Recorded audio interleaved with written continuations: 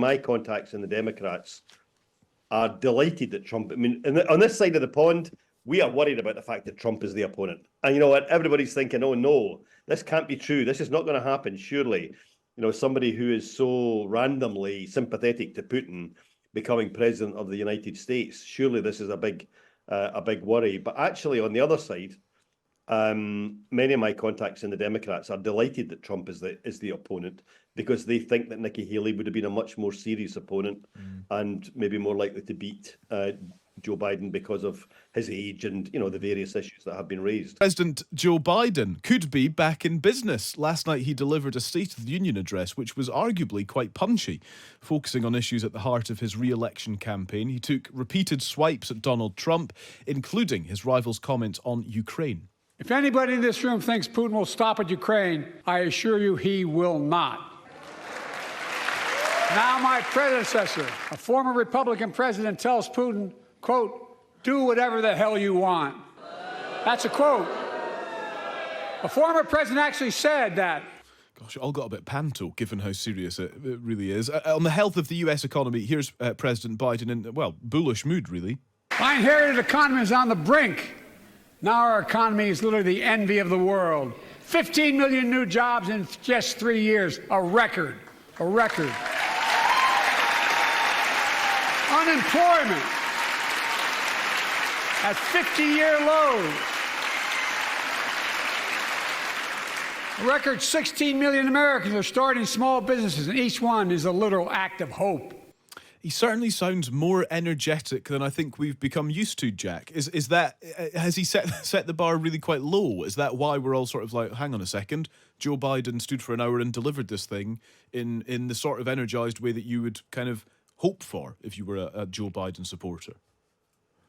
Well, this is a very different context from a week ago. You know, it was the issue, you know, we've all been talking about for the last 3 months, or maybe for the last 9 months, has been the fact that Donald Trump was winning so easily inside the Republican Party and therefore looked very strong and powerful and popular.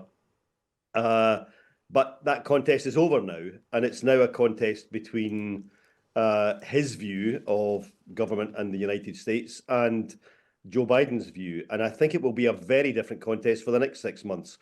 I think I'm right in saying that there have only been 3 incumbent presidents defeated after one term in my adult lifetime. One was Jimmy Carter, beaten by Ronald Reagan. One was George Bush Sr., beaten by Bill Clinton. And the other was Donald Trump, beaten by Joe Biden. And the first 2, I think the reasons for those defeats are fairly obvious. But, you know, for all the fact that you know, Trump was seen as having boosted the American economy in some way, 4 years ago, he was beaten by Biden. And although he's very, very popular with the Republican base, whether he can actually get a majority of the country to go with him is a whole other issue. And I'm certainly, my contacts in the Democrats are delighted that Trump, I mean, on this side of the pond, we are worried about the fact that Trump is the opponent. And you know what? Everybody's thinking, oh no, this can't be true. This is not going to happen, surely. You know, somebody who is so randomly sympathetic to Putin becoming president of the United States, surely this is a big worry. But actually, on the other side, many of my contacts in the Democrats are delighted that Trump is the opponent, because they think that Nikki Haley would have been a much more serious opponent and maybe more likely to beat Joe Biden because of his age and, you know, the various issues that have been raised. Yeah. So this is let Joe be Joe moment, and he's out there. He's a fighter. He's a campaigner. He might stutter along the way, but I think his basic values for the average working American family, you know, might just resonate in these months ahead. It's interesting what you say about Trump and Haley and who is the kind of more favoured candidate, if you like, for the Democrats. Nikki, let's consider what we've witnessed by way of the State of the Union, the energy that we've talked about from Joe Biden, this sort of, you know, uncharacteristic in many ways energy. But this is not enough. This is still a long campaign, and so there's still a lot of work to be done for Joe Biden. Can he keep that energy? Can he keep that pace? And that's seeming rediscovered vigor that he had during the State of the Union. Absolutely, yeah. So that certainly sounds like he had his Weetabix yesterday morning, and I think he is. Joe Biden is absolutely convinced that he is perhaps not the only person, but he is the man of the moment to beat Trump, to keep him out of the White House. His view very much is that he has got a very long career in politics. He understands the American people and what they are going to be concerned about when they are voting, and that he has the confidence of having beaten Trump 4 years ago. And I think Jack's right, which is that it's now clear, barring some other extraordinary event, who the two main candidates for the White House are going to be in November.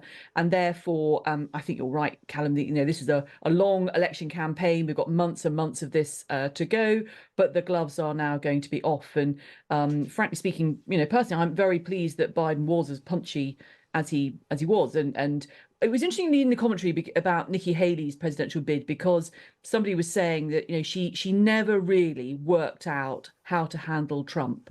She was flattering to start with, and then she took him on, and then she sort of tried to ignore him and everything else. And actually, Biden's got none of those problems. Different party. He's just going to go straight for it.